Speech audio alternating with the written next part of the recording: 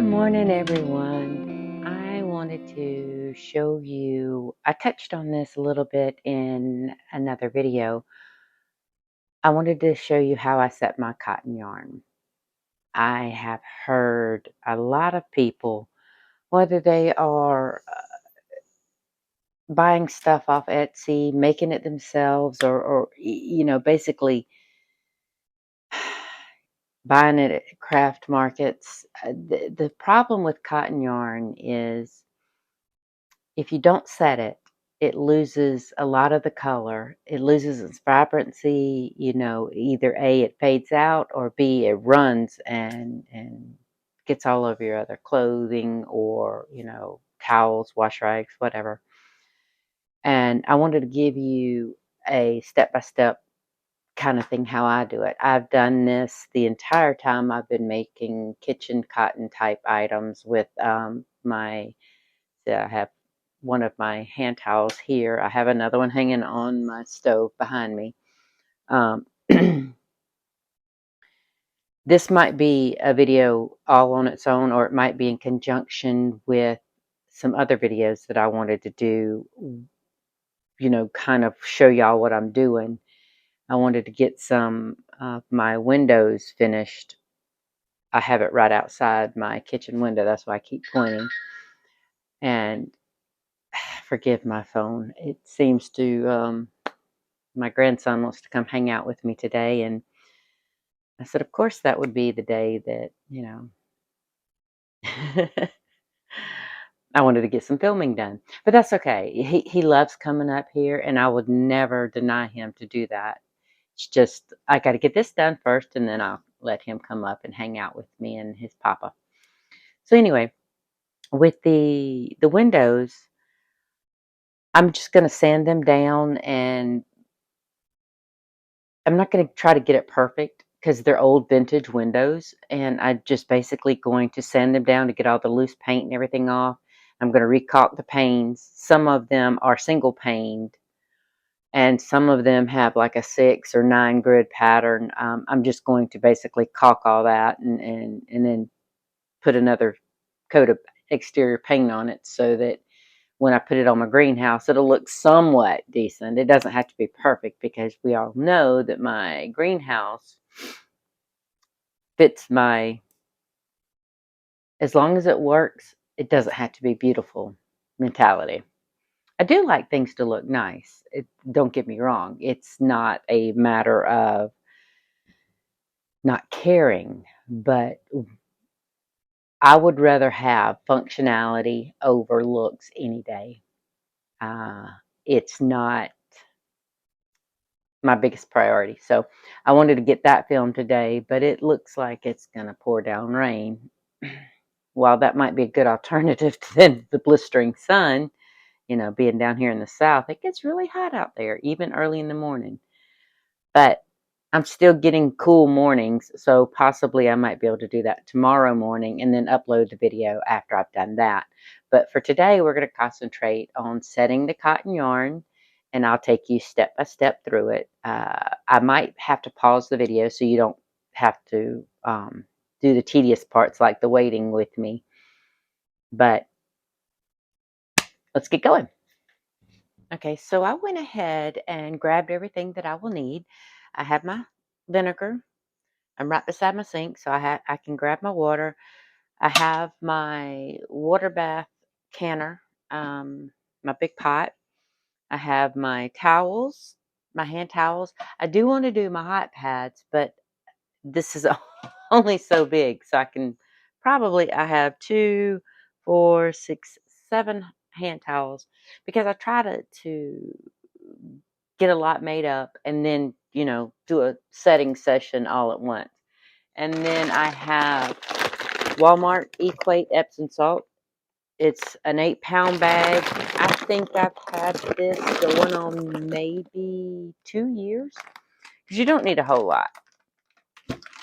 So basically, and I'll put this up on the screen, you need equal parts water and vinegar.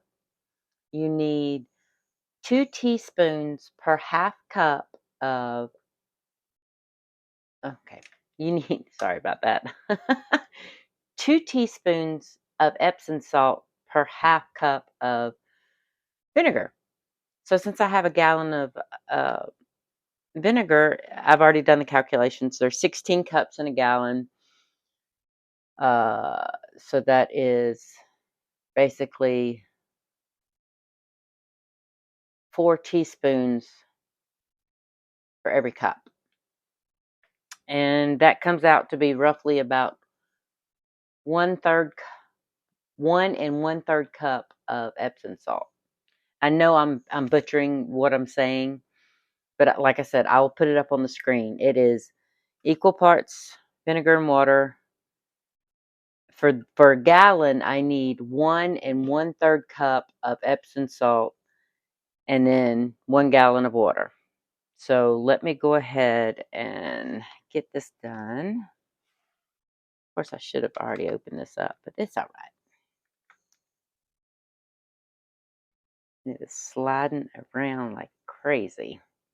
But basically, so that I know I have the right measurements. I mean, I don't measure this per se. I just dump all this in and then fill it back up with water and then dump that in.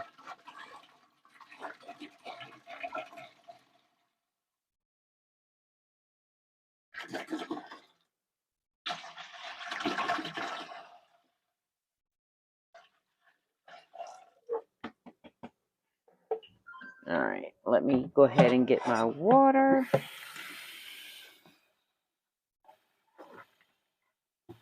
if I can do that, get that going without me having to stand here and hold it.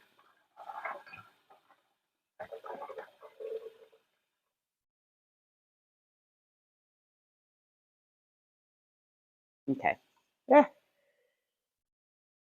So I've never had to film this while the process while I was doing it, so some of it's kind of a little awkward trying to get it, make sure I have it being filmed and not super duper noisy.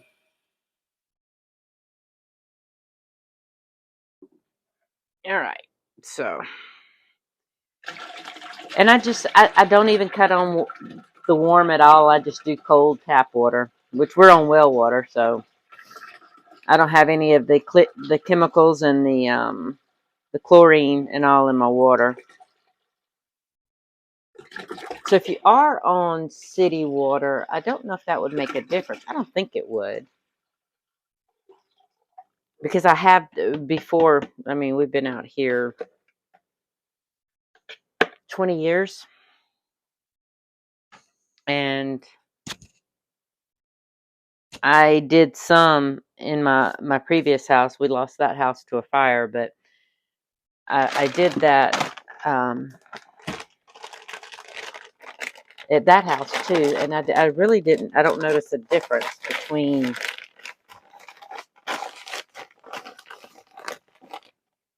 the two different type waters. All right, so let's see if I can get this. One bad thing about Epsom salt is that I should have had this pre-measured, and I do apologize for that. All right, so 1 cup, just sprinkle it around in there, and you're going to get clumps if you have your Epsom salt in the South, because humidity is crazy down here. All right, so 1 1/3 cup of Epsom salt. And let's see here. I'm going to use this so that it doesn't, y'all don't hear silver hitting this pot. I'm just basically getting the little bits. Stir it up real good. And yes, it is cold water, but surprisingly, the Epsom salt still dissolves really well.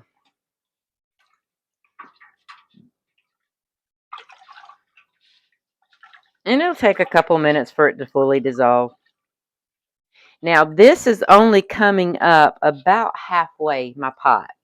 And I'm not really stressing that because once I start adding the towels in here, it will go ahead and, rise up. But I will tell you, the reason why I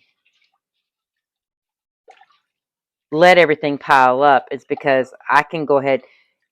I don't ever reuse this water. I do it one batch at a time. So I always have at least 1 or 2 gallons of vinegar on hand at home because if and I'm gonna see how much room this takes up. I think I did 13 the last time, maybe. I can't remember. And it's only been a couple months since I did it, so that's horrible. Did I tell y'all I was 50? I think my memory's going, but all right, it looks like it's all dissolved. Put that in my sink. All right, so I have these basically folded into fourths. So I'll just take them and lay them down in there. And basically, you want to get it good and soaked in because they will float. And I will show you here in a minute basically how I get that to stop from happening. But one thing I do like to do, like I set it in long ways the first one and then sideways the second one, and basically just almost like I'm building a Jenga tower. If you've ever played the game Jenga. And here's this lovely little green that I never thought I would like, and I'm going to have to incorporate. Now, see, this is green, but it's not, and this is what I mean about I like to make holiday colors because I had this up for St. Patty's Day, and I'm about to pull, actually, I'm going to be pulling this one out. I can't really touch it with my other hand because I have vinegar on that hand. Oops.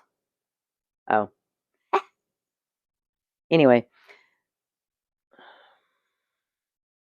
I have debris on my towel. Looks like pieces of soil or bark. I don't know. There's no telling. But anyway. All right. So this one right here will be my Easter. And then I have one for 4th of July. And, anyway, I have lots of different ones. And I have one for Thanksgiving. But I try to change them out. But that was that pretty green one that I said I was shocked that I liked because I can't stand the color green. Nature's green I love, but wearing green or anything like that, I'm really not a big fan of. All right, so I don't think I'm going to be able to do any more than these because I'm already, and I'll insert a picture here of what it's filled up like. Actually, I'll go ahead and take that picture. Let me wash my hand real fast.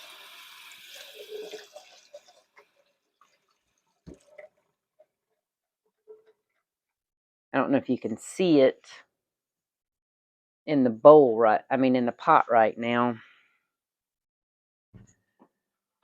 Let's see. I'll take a picture of this and show you.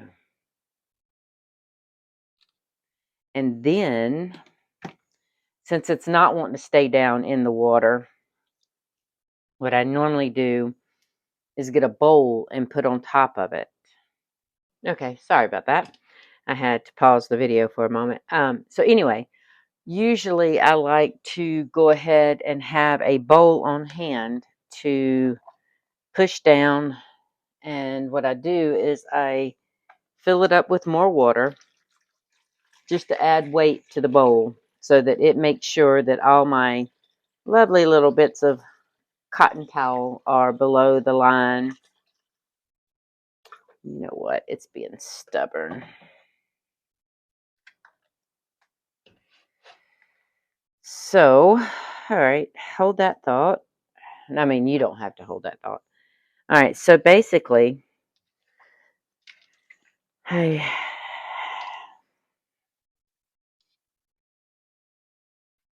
all right, the most vibrant of the towels is that beautiful purple that I told y'all I fell in love with. But it's just not wanting to sink down in there. So I'm going to fold it and push it down beside everything. That way I can get a good, there we go. I have two of these towels a little bit bigger than I normally make them, and I think that's where I'm falling into the problem here. Yeah, because now everything's nice and covered by water. So I'm going to add a little bit more weight to this bowl of water. That way everything, yeah. And from here on out, from here, you have to let it sit for 30 minutes. I typically do it a little bit longer. Um, it's not a matter of precise, but I have let it go as long as an hour. And then one day I went to town, and it was almost 2 hours that I let it sit, and that's fine. It will not hurt. You're just basically guaranteeing that it's sitting proper. But 30 minutes is really all you need. I've done it in 30 minutes, and I've done it a lot longer, and the result is the same no matter what. So don't worry about it if you forget about it. It's not going to ruin your towels. It's not going to ruin any of your pieces. I will come back in 30 minutes, and I'll show you how I rinse it out, because you've got to be careful with cotton, so that not to, well, I say careful. I'm careful because normally when I hand wash stuff and I go to wring it out, I don't do that with my cotton towels. It's just, or my niece's tops that I do. I'm just very, very careful with it, and I rinse it, and then I roll it, squeeze it, but I never wring it like I do when I'm washing other stuff. But I'm going to go ahead and pause the video and come back when they're ready to rinse out. Okay, welcome back. Like I said, sometimes I forget, or sometimes life gets in the way and you can't come back in 30 minutes, and that's fine. I kind of got sidetracked doing a few other things. So now we're going to pour all this out. Set this over here because this will be the first of two batches that I'm doing, because I do plan on doing my hot pads. So I'm going to come over here and pour this vinegar water out. Oops.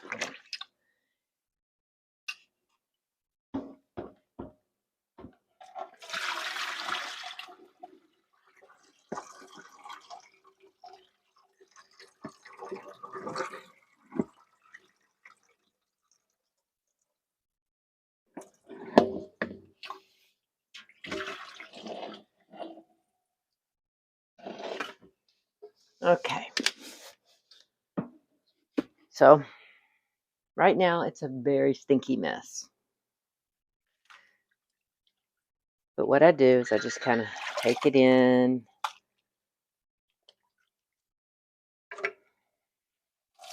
Let it get in there. One of my towels dropped out. So I didn't do this on my first towel, but it's all right. It's not, like I said, it's not exact. But basically, I just squeeze the extra water out. And if you'll notice, I'm just squeezing. I'm not wringing. And I will set it in the rinse water, I went ahead and filled up my sink with cold water so that I can let them sit and rinse. Usually, it's not a. It's I don't do the same thing every time as far as how long I let it sit in the water. Basically, I'll do it like 2 or 3 times, and I'll do it until the vinegar smell has reduced. See, that's one of the bigger ones. um, I'll do it that way so that, especially if I'm giving it as gifts, I don't like to wash them ahead of time. I will set them and rinse them and everything, and let the person who's receiving it wash, because there's so many allergies and so many skin sensitivities now that it's unreal. Used to not be that way, but I think just with all the chemicals that we've got going into our bodies now, that you know it's they're more susceptible to stuff. And that's kind of why I wanted to start doing this type thing, the homesteading, and getting more back to the way things used to be. Because, yes, their lives were shorter and they lived harder lives, but, you know, our ancestors and our grandparents and great grandparents, their life wasn't easy by any stretch of the imagination. But they also didn't have as much ready-made stuff, as much chemicals and preservatives and all that mess in their foods. And, you know, maybe that's why, I don't know. I seen something the other day on someone comparing Golden Girls to people of those ages now, like, Cher and other people older, and they're like, "Have we stopped aging?" Probably, because of all the chemicals that go into our body and onto our body, and yeah, and the surgeries and cosmetic stuff. So yes, at least Hollywood has stopped aging. But I just I tried to. We'll get off of that because that's a whole nother subject, and all that's opinion. But anyway, uh, I do this. I rinse it, and forgive my phone. Someone's blowing it up over there. But I rinse it, and ooh, I'm not gonna be able to fit my last one in there.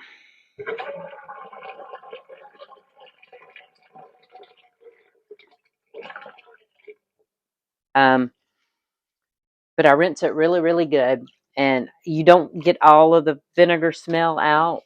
You can get a lot of it, but you don't get all of it.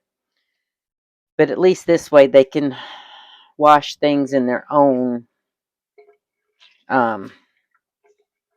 in their own detergent and whatnot, so that it's not going to be a problem for sensitive skin and whatnot, or sensitive smells. I mean, because some people are very sensitive to any kind of fragrance and detergent. Thankfully, I have none of that. Um, I don't have any allergies. I don't have any sensitivities to anything. Apparently, those couple things there. All right. So what I'm going to do is I'm going to let this probably sit for 10 or 15 minutes and drain the water out. Go ahead and refill it. And as much as I got out at this time, it's the vinegar smell. Even though I can smell it from my pot, the vinegar smell is very, very light here. So I'm really not stressing that. But while I'm doing this, I will go ahead and get my second batch going with my pot holders and whatnot, because I have all of these hot pads, my flower hot pads and my sunflower hot pad. I have all of them that I need to get set. So I will be back. Okay, so while that is soaking in some water, I've already added my vinegar and water, my Epsom salt, and let's see. This time I'm just doing it with my hand to go ahead and get it mixed really well. It's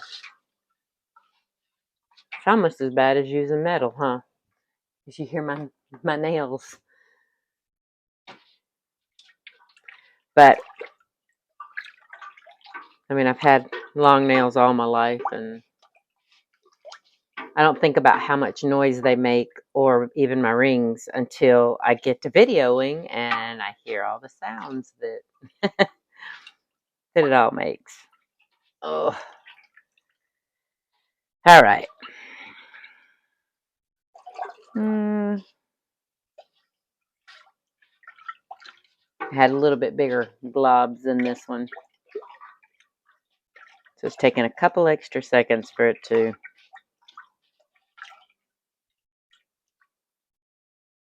I can hear them swirling around on the bottom of the pot.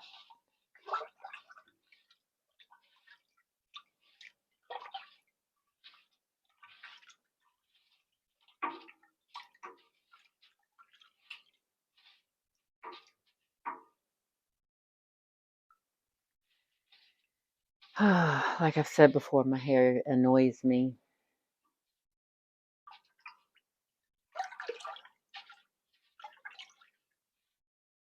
See, I will talk smack about my hair, but I won't cut it.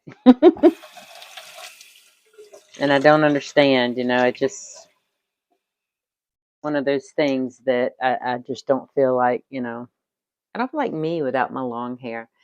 There was a time when my twins were young and I'm talking young, they were not quite 5 years old, but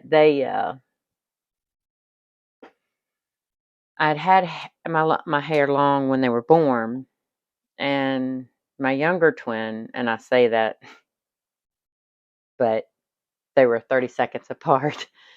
But he used to love to just run his hands all up in my hair as a baby, and um, he actually got mad, and he would try to find my hair after I cut it, because it was like this, and I ended up cutting it about up to my shoulders, maybe a little bit longer than my shoulders, but not by much.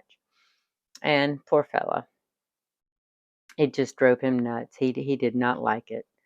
And it's funny because his nephew, my grandson, from the other twin,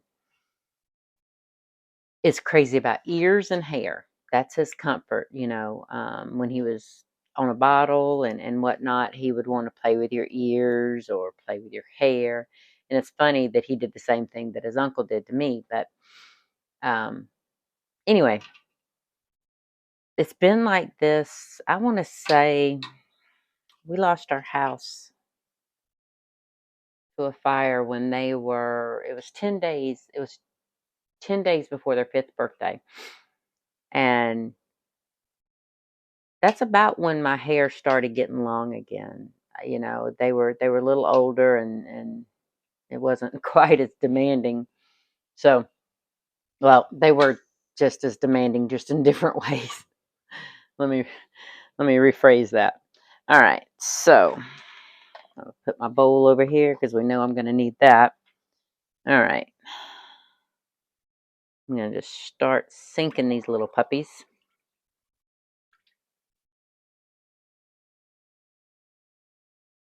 And I think I can get about 3. Yeah, I can get about putting them in almost like a triangle pattern. I can get 3 per layer. And push them down and let them sink. Of course, they're going to float right back up, but at least I know they're getting They're getting good and wet in there. Oh, shoot. I'm going to have to pause the video here in a minute after I get done, because these aren't all I have. Sorry. Get the itchies. But I have more that I needed to set that I'd made prior to this. If I have room, I'll pause the video and go get them. If I don't, they'll just have to wait for another color setting session.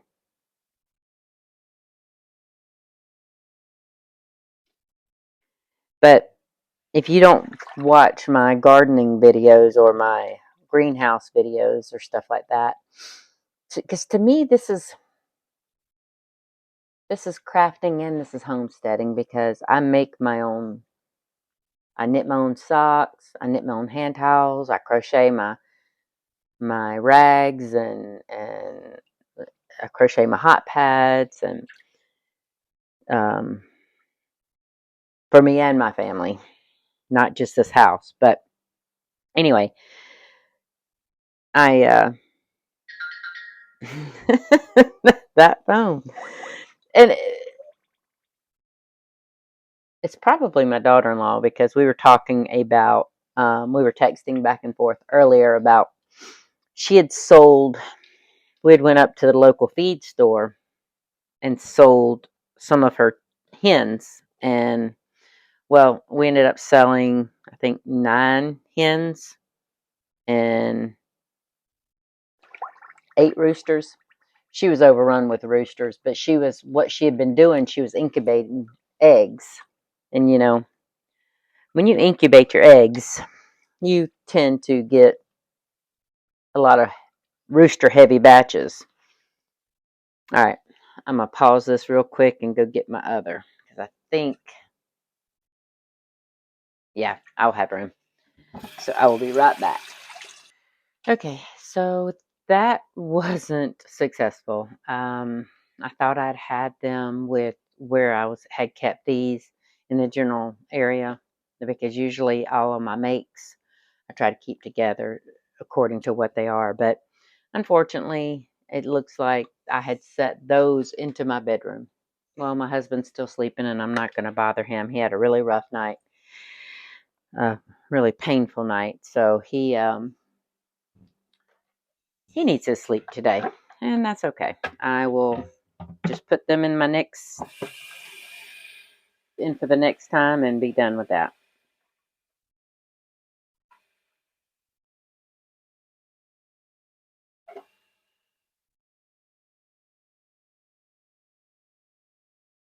And I'm going to have to fill this bowl probably completely up to be able to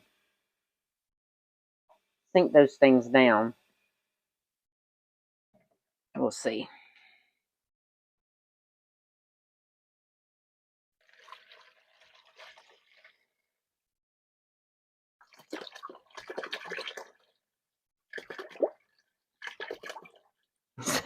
Water splashing up and flicking me in the face. All right, nearly full. All right, let's see. Looks like everything, well, some of the petals are trying to poke up out of the water, and that's okay. I can just curl them down a little bit into the water. There we go. All right, and this is going to set for roughly 30 minutes, maybe an hour.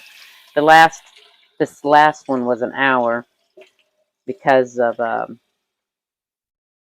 me getting sidetracked with other things around the house, and it's just what happens. All right, so these guys have been sitting a little bit more than 10 minutes, and we'll get the water drained from them.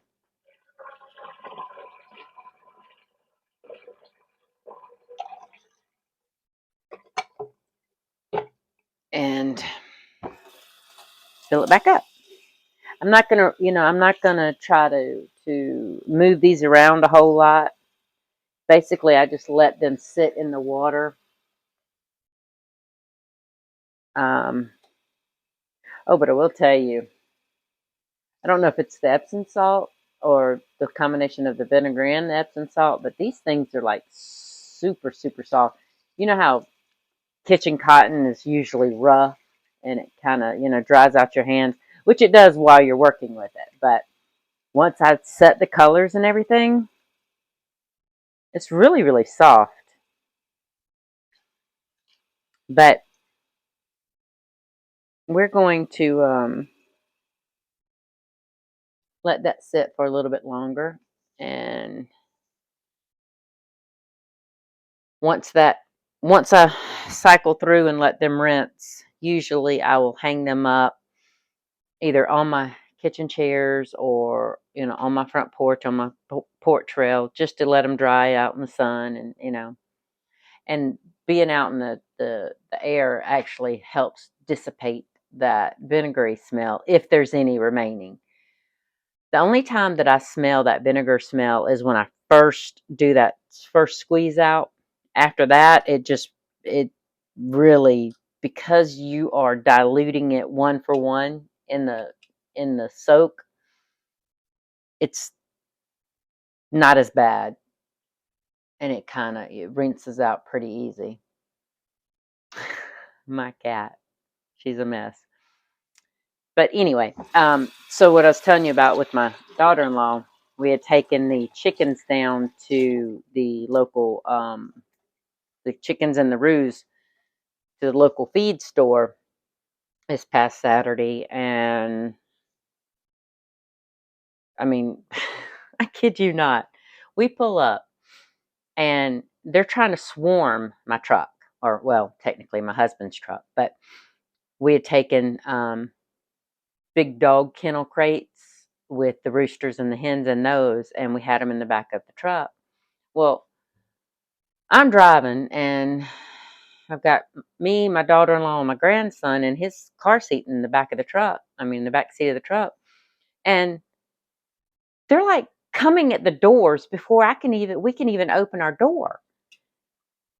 And I was really shocked at that because they seen we had chickens. And there's other people there selling chicks and whatnot.